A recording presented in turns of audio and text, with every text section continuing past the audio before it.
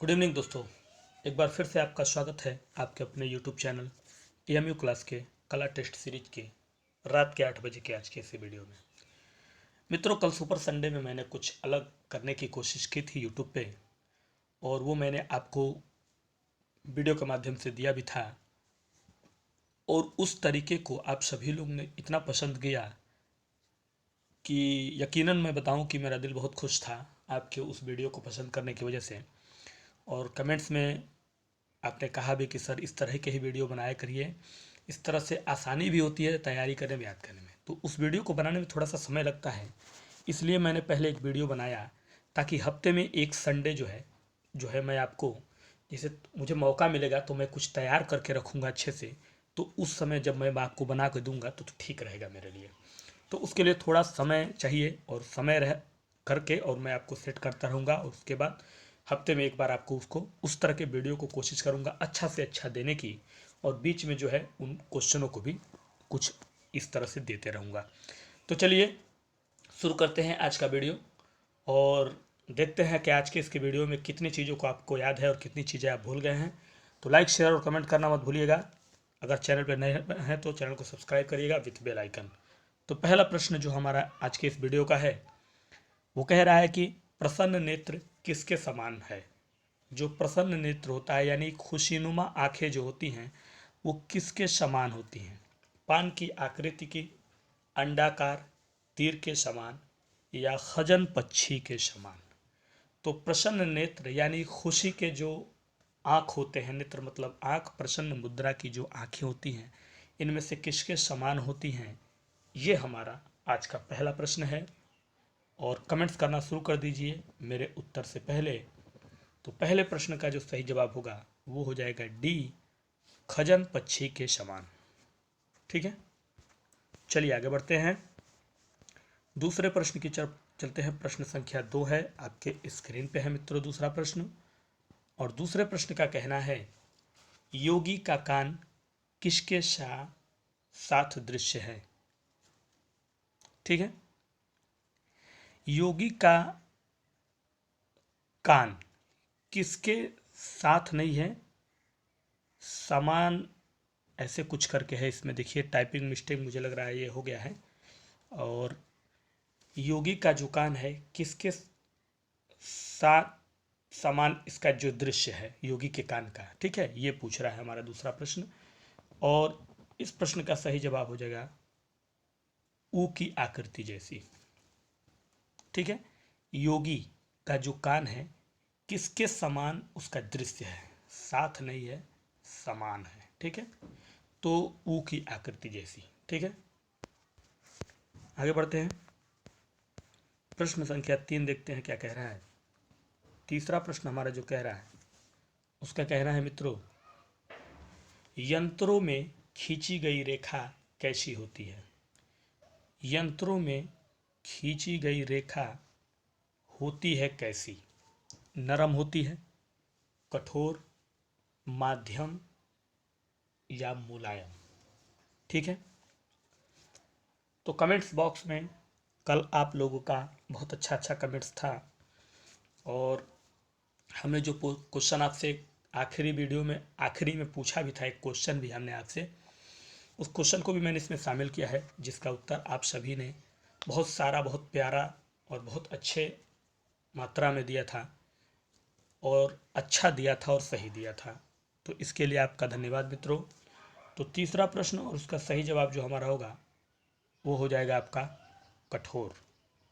क्या हो जाएगा, कठोर। आगे बढ़ते हैं। अगला प्रश्न है जो आपका वो कह रहा है, प्रश्न संख्या 4 का कहना है कि प्रमाण की दृष्टि से भारतीय चित्रकारों ने कितने रूपों का वर्णन किया। भारतीय चित्रकारों ने वर्णन किया रूपों का प्रमाण की दृष्टि से कितने।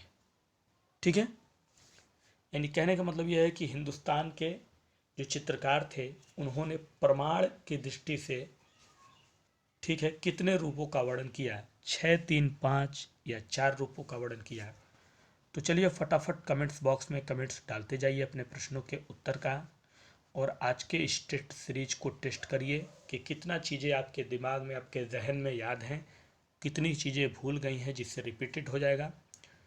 और कल के तरह का वीडियो हफ्ते में एक बार आपके लिए बनाया जाएगा, क्योंकि उसके लिए थोड़ा समय चाहिए और उम्मीद करता हूँ कि वो टाइम हमें आप देने की पूरी कोशिश करेंगे। ठीक है, तो चौथा प्रश्न और इसका सही जवाब हमारा जो होगा वो हो जाएगा C 5। ठीक है, आगे बढ़ते हैं। प्रश्न संख्या 5वां जो हमने कल आपसे पूछा था, आपको याद भी होगा, जिसका उत्तर बहुत सारे लोगों ने दिया। प्रश्न हमारा यही था कि बादशाह अकबर की चित्रशाला का प्रधान कला शिक्षक कौन था। मुगल बादशाह अकबर की चित्रशाला का प्रधान कला शिक्षक किसे नियुक्त किया गया था, यानी कौन प्रधान कला शिक्षक के रूप में जाना जाता था। दसवंत था, बशावंत था, मीर सैयद अली शिराजी या ख्वाजा अब्दुल समद सिराजी। ठीक है, ये हमारा कल का मुगलों से संबंधित प्रश्न था और मुझे लगता है पिछले 3 वीडियो में मैंने मुगलों से संबंधित ही प्रश्न पूछे हैं और बहुत अच्छे अच्छे प्रश्न थे। तो मित्रों, इस प्रश्न का उत्तर बहुत सारे लोगों का अच्छा आया, कुछ लोग मिसिंग किए, लेकिन वो भी अब जो है सही कर लेंगे अपने आप को आने वाले फ्यूचर में। तो 5वें प्रश्न का सही जवाब होगा ख्वाजा अब्दुल समद सिराजी। ख्वाजा अब्दुल समद सिराजी जो है वो अकबर के चित्रशाला के प्रधान कला शिक्षक। ठीक है, तो इसका राइट आंसर था डी। अब हम चलेंगे 6 नंबर प्रश्न की तरफ। प्रश्न संख्या 6 देखिए क्या कह रहा है। 6 नंबर प्रश्न का कहना है मित्रों, माइकल एंजेलो ने मानव देहाकृति को कितने भागों में बांटा। माइकल एंजेलो ने मानव देहाकृति को बांटा कितने भागों में, 7, 5, 2 या 8। ठीक है, यह हमारा छठा प्रश्न है और इसी प्रश्न का उत्तर आपको कमेंट्स बॉक्स में ड्रॉप करना है और फटाफट अपने प्रश्नों का उत्तर देते जाइए मेरे उत्तर से पहले। तो इस प्रश्न का जो सही जवाब होगा वो आपका हो जाएगा मित्रों 8। एंजेलो ने मानव देहाकृति को कितने भागों में बांटा, 8 भागों में बांटा माइकल एंजेलो ने, जो पाश्चात्य शैली के कलाकार थे। 7वें प्रश्न की तरफ बढ़ेंगे हम और प्रश्न संख्या 7 का हम लोग जिक्र करेंगे अब। तो 7वां प्रश्न आपसे पूछ रहा है, प्रमाण निर्धारण में ताल या इकाई क्या है। प्रमाण के निर्धारण में जो ताल है या उसी को हम इकाई भी कहते हैं वो है क्या। क्या एक सिर है या एक बाल है या एक उंगली है या उपर्युक्त में से कोई नहीं। मीन्स ताल, प्रमाण के निर्धारण में ताल का अर्थ क्या है, सिर, बाल या उंगली। ठीक है, ये हमारा 7वां प्रश्न है और 7वें प्रश्न का सही जवाब जो होगा वो आपका हो जाएगा ए, एक सिर है। क्या है, ताल क्या है या इकाई एक सिर है। चलिए आगे बढ़ते हैं। प्रश्न संख्या 8वें का जिक्र करते हैं। 8वां प्रश्न यहाँ देखिए क्या कह रहा है। 8वें प्रश्न का कहना है कि वर्ण शब्द का उल्लेख सबसे पहले ग्रंथ में जिस मिलता है उस ग्रंथ का नाम क्या है। ऋग्वेद, सामवेद, अथर्ववेद, यजुर्वेद। ठीक है, वर्ण शब्द का उल्लेख सबसे पहले किस ग्रंथ में मिलता है। यहाँ वर्ण से जो आशय है मित्रों वो हमारा हिंदी के वर्ण से नहीं बल्कि कला के शब्दों में, यानी वर्ण का मतलब कला। ठीक है, यहाँ वर्ण का आशय हिंदी के वर्ण अक्षरों से नहीं कला से है, मतलब उसका उल्लेख सबसे पहले कौन से ग्रंथ में मिलता है, यहाँ उसका आशय यही है और इस प्रश्न का सही जवाब होगा ए, ऋग्वेद में। ठीक है, आगे बढ़ते हैं प्रश्न संख्या 9 की तरफ और 9 नंबर प्रश्न देखिएगा हमारा क्या कह रहा है। 9 नंबर प्रश्न का कहना है, रंग को तकनीकी भाषा में कहते हैं। जो रंग होता है उसको तकनीकी लैंग्वेज में हम क्या कहते हैं। ठीक है। रंग को तकनीकी लैंग्वेज में क्या कहते हैं, ये हमारा प्रश्न है 9 नंबर। वर्ड, ह्यू, सेल या कुछ भी नहीं कहते हैं उसे, ठीक है। तो 9 नंबर प्रश्न, और इस प्रश्न का सही जवाब जो हमारा होगा वो हो जाएगा आपका मित्रों 9 नंबर का होगा बी, ह्यू कहते हैं। तकनीकी भाषा में रंग को क्या कहते हैं मित्रों, ह्यू कहते हैं, ठीक है। 9 नंबर प्रश्न था ये आपका। आइए प्रश्न संख्या 10 देखिएगा। 10वां प्रश्न हमारा कह रहा है सबसे कम कंपन युक्त वर्ण कौन सा है। सबसे कम कंपन युक्त जो वर्ण है, मीन्स रंग यानी कला के, वर्ण मतलब वर्ण में जो कला से आशय, हम बता रहे हैं बार बार आपको, यानी कला के शब्द से आशय है इस वर्ण का, वर्ण मतलब रंग से, ठीक है। कौन सा है, जो कि अभी थोड़ी देर पहले आपने पढ़ा था कि वर्ण का सबसे पहले उल्लेख ये ऋग्वेद में मिलता है, यानी कला से संबंधित वर्ण मतलब रंगों का उल्लेख, ठीक है। तो यहाँ जो सबसे कम युक्त वर्ण कौन सा है, बैगनी, पीला, लाल या सफ़ेद, ये हमारा 10 नंबर प्रश्न है। और इस प्रश्न का हमारा सही जवाब जो होगा वो हो जाएगा सी, लाल से, ठीक है। चलिए आगे बढ़ें, आगे बढ़ते हैं। 11 नंबर प्रश्न की तरफ चलते हैं। कुछ मिक्स प्रश्न हैं तो इसलिए अब शुरू होते हैं कुछ दूसरे टॉपिक से। 11वां प्रश्न देखते हैं कितनी चीज़ें आज आपको इस टॉपिक से याद हैं या भूल गए हैं। सिंधु घाटी सभ्यता से कौन सी धातु सबसे पहले प्राप्त हुई। सबसे पहले जो धातु हमें मिली सिंधु घाटी सभ्यता से, क्या वो कांस्य धातु थी, लोहा था, तांबा था या सोना था। कौन सी धातु थी जो सिंधु घाटी सभ्यता से सबसे पहले हमें प्राप्त हुई, ये हमारा प्रश्न संख्या 11 का कहना है। और फटाफट कमेंट्स करिए। कला से संबंधित जो भी नए मेंबर्स हमारे जुड़े हैं, अगर जो पहली बार फर्स्ट टाइम कला का पेपर देंगे टीजीटी से संबंधित, उनके दिमाग में अगर कोई डाउट हो तो वो प्रश्न पूछ सकते हैं, उनको जवाब दिया जाएगा। क्योंकि डाउट उन्हीं को होगा, क्योंकि अभी पहली बार एंट्री करेंगे तो बहुत कुछ उनको समझना पड़ेगा, ठीक है। तो 11वें का राइट आंसर जो होगा वो हो जाएगा सी, तांबा धातु का, ठीक है। सबसे पहले प्राप्त धातु जो थी वो तांबा थी।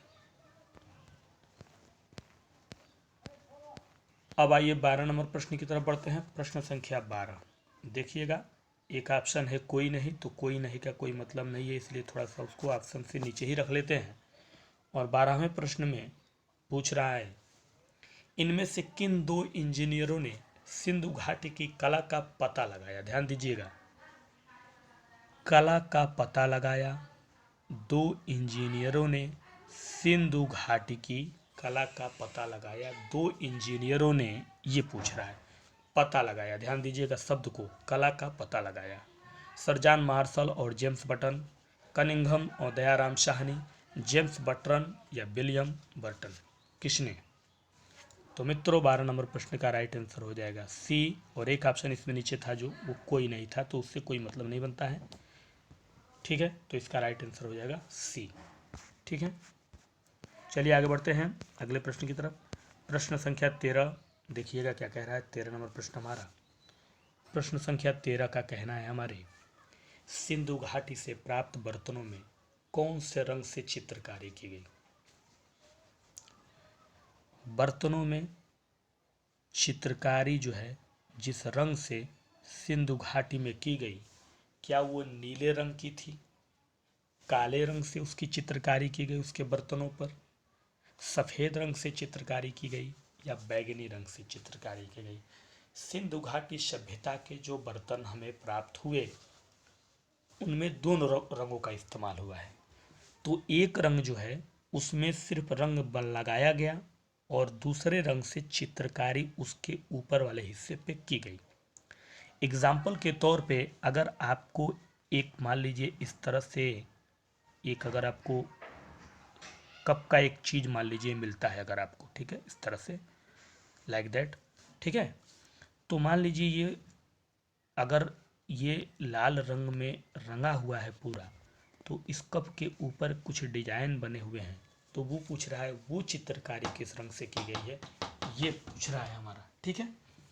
तो इस प्रश्न का सही जवाब जो होगा, एग्जाम्पल समझ गए होंगे जो मैं कहना चाहता हूँ, तो काले रंग से उसके ऊपर चित्रकारी की गई। तो आजकल के ज़माने में भी देखते होंगे जब कप आते हैं तो उसके ऊपर कुछ और चित्रकारी की होती है और कप के पूरे कलर किसी और तरीके से होते हैं, तो वही चीज़ वो भी पूछ रहा था, ठीक है।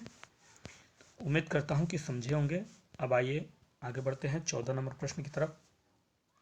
प्रश्न संख्या 14 कह रहा है कि सिंधु घाटी सभ्यता के मकान किस पद्धति में बने हुए हैं, यानी मकान जो थे सिंधु घाटी सभ्यता के, जिस पद्धति का इस्तेमाल किया गया उनको बनाने में, क्या वो क्रीड़ा जाल पद्धति थी, ग्रीन जाल पद्धति थी, या ग्रिड जाल पद्धति थी। ध्यान दीजिएगा, ग्रीन और ग्रिड में न और ड का अंतर है। या सिंधु जाल पद्धति थी। किस पद्धति में सिंधु सभ्यता के जो मकान बने थे वो बनाए गए थे, कौन से टेक्निक का पद्धति का इस्तेमाल किया गया। तो 14 प्रश्न का राइट आंसर जो होगा वो हो जाएगा सी, ग्रिड जाल पद्धति में। किस पद्धति में? ग्रिड जाल पद्धति में। आगे बढ़ेंगे और 15 नंबर प्रश्न का जिक्र करेंगे हम लोग। प्रश्न संख्या 15 देखिए, 15 नंबर प्रश्न हमारा क्या कह रहा है।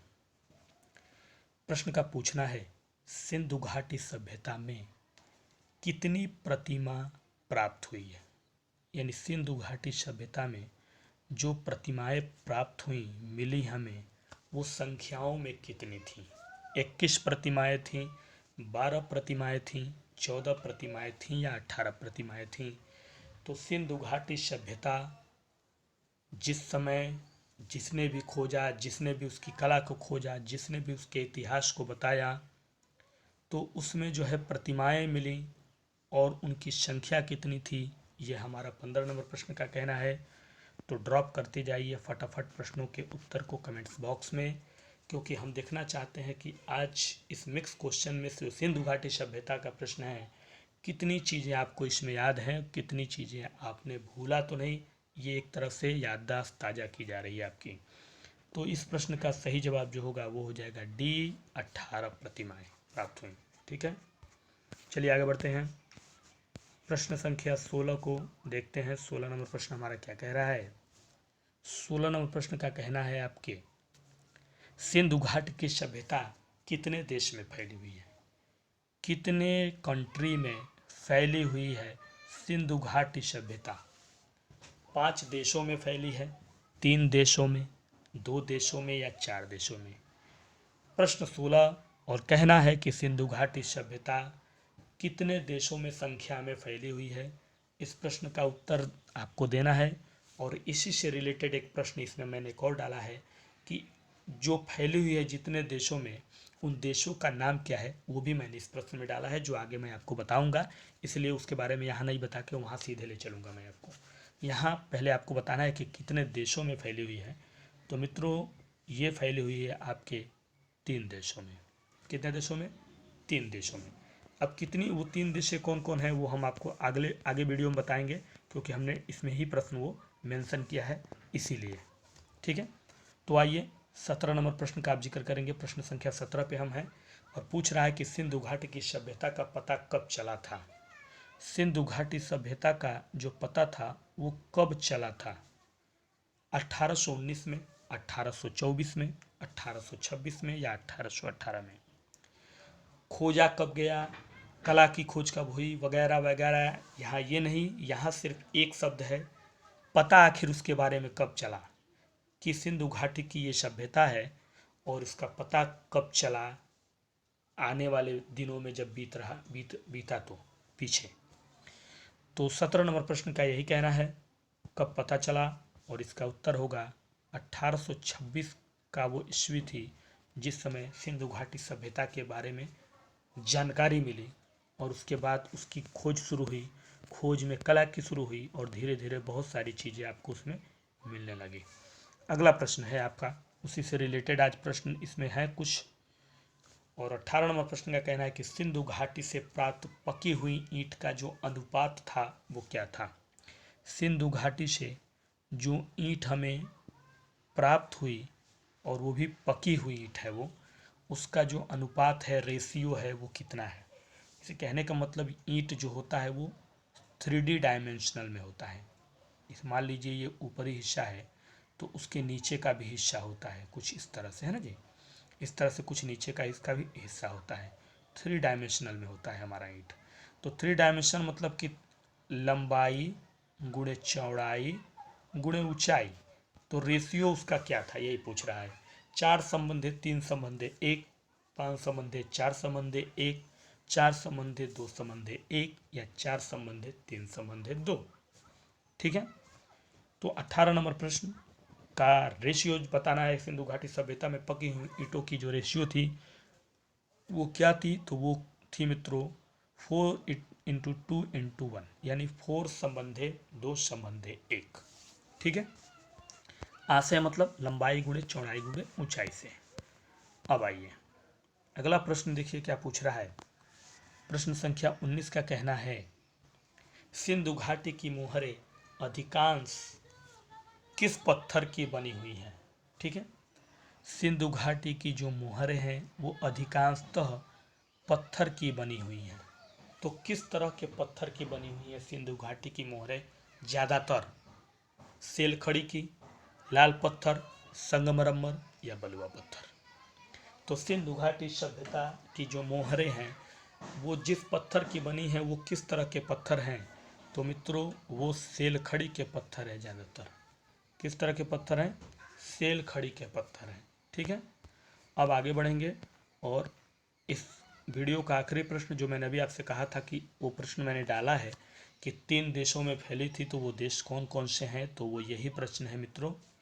सिंधु घाटी सभ्यता कौन कौन से देश में फैली। सिंधु घाटी जो सभ्यता है देश में फैली 3 देशों में। ऊपर आपने उत्तर में पढ़ा 3 देशों में, लेकिन उसका नाम मैंने जिक्र नहीं किया इसलिए क्योंकि मैंने ये प्रश्न डाल रखा था, इसलिए मैंने सोचा सीधे वहीं ले आके उसका जिक्र होगा। तो जो 3 देश थी फैली हुई, कौन कौन सी देश थी। भारत था, पाकिस्तान था या श्रीलंका, भारत पाकिस्तान या चीन, भारत पाकिस्तान या अफगानिस्तान या भारत पाकिस्तान या नेपाल। तो वो तीनों देश कौन से हैं, ये हमारा 20वां प्रश्न। और इसके बाद आपका प्रश्न आएगा जो आपसे पूछा जाता है। तो मित्रों 20 नंबर प्रश्न का सही जवाब जो होगा वो हो जाएगा सी, भारत, पाकिस्तान और अफगानिस्तान। यही वो 3 देश हैं जो सिंधु सभ्यता उसमें फैली हुई थी, जिसके 2 प्रश्न रिलेटेड हमने आपसे पूछे हैं। और उम्मीद करता हूँ कि आपको ये प्रश्नों की सीरीज पसंद आई होगी। अब आपका सवाल शुरू होगा जो आपके सामने है। अब थोड़ा सा इसको हम छोटा करेंगे और फिर देखिए आप अपने सवाल को। आपका सवाल आपके स्क्रीन पे है और सवाल आपसे पूछ रहा है कि नागर शैली कौन सी कला से संबंधित है। जो नागर शैली है वो किस कला से संबंध रखती है, वास्तुकला से, आलेखन कला से, मूर्ति कला से या चित्रकला से। तो नागर शैली जो है वो कौन सी कला से संबंध रखती है, ये हमारा आज का प्रश्न है। और इसी प्रश्न का उत्तर कमेंट्स बॉक्स में ड्रॉप करना है। और मैं चाहता हूं कि ज़्यादा से ज़्यादा लोग इस उत्तर में पार्टिसिपेट करें और उसका जवाब दें। वीडियो पसंद आए शेयर जरूर करिएगा, लाइक कर दीजिएगा ताकि हमें भी हिम्मत मिलता रहे एक प्यारा सा कमेंट के साथ। तो चलिए मित्रों आज के लिए दीजिए इजाज़त। कल फिर मुलाकात होगी इसी समय इसी टाइम लेकर कुछ और बेहतरीन प्रश्नों की बेहतरीन सीरीज। तब तक के लिए दीजिए इजाज़त। नमस्कार, गुड नाइट।